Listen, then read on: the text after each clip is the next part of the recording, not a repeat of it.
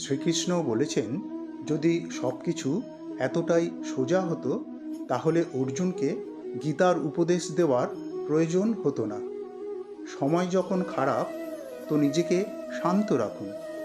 সময়ের আগে ও ভাগ্যের অতিরিক্ত কেউ কিছুই পায় না। কিছু মানুষ আছেন যারা সম্পর্ক টিকিয়ে রাখার জন্য নিজের মাথা নত করতেও দ্বিধা করেন না। জয় নিশ্চিত জানলে কাপুরুষও যুদ্ধে লিপ্ত হন, কিন্তু বীরপুরুষ তাকেই আখ্যা দেওয়া হয় যিনি পরাজয় নিশ্চিত জেনেও যুদ্ধক্ষেত্র ত্যাগ করেন না। যে ব্যক্তি সব জেনে শুনেও আপনার সাথে দুর্ব্যবহার করেন তাকে বোঝা কঠিন। সে কখনো আপনার হিতাকাঙ্ক্ষী বা আপন হতে পারেন না। কেউ আপনার কাছে সাহায্য চাইলে তাকে তৎক্ষণাৎ তা দিয়ে দিন, কেননা ঈশ্বরের করুণা আপনার ওপর বর্ষিত হয়েছে। তা না হলে আপনাকেই হয়তো কারোর কাছে হাত পাততে হতো। এই জন্মে ঈশ্বর আপনাকে দাতা হিসাবে চয়ন করে পৃথিবীতে পাঠিয়েছেন।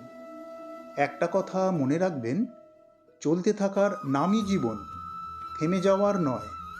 তাই আপনার পিঠ পিছে লোকে যাই বলুক, মনে ঠাঁই দেবেন না।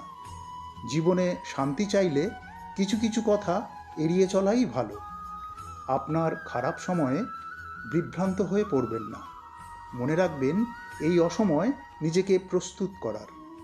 গিরগিটি প্রকৃতির কারণে রং বদলায়, কিন্তু ব্যক্তি নিজের প্রকৃতি বদলাতে রং বদলায়। সেই ব্যক্তির সঙ্গে দূরত্ব বজায় রাখুন যিনি কোনো পরিস্থিতিতেই নিজের দোষ স্বীকার করেন না। সময় ও পরিস্থিতি পরিবর্তনশীল, তাই কখনো কাউকে অপমান করবেন না, আর কাউকে দুর্বলও ভাববেন না।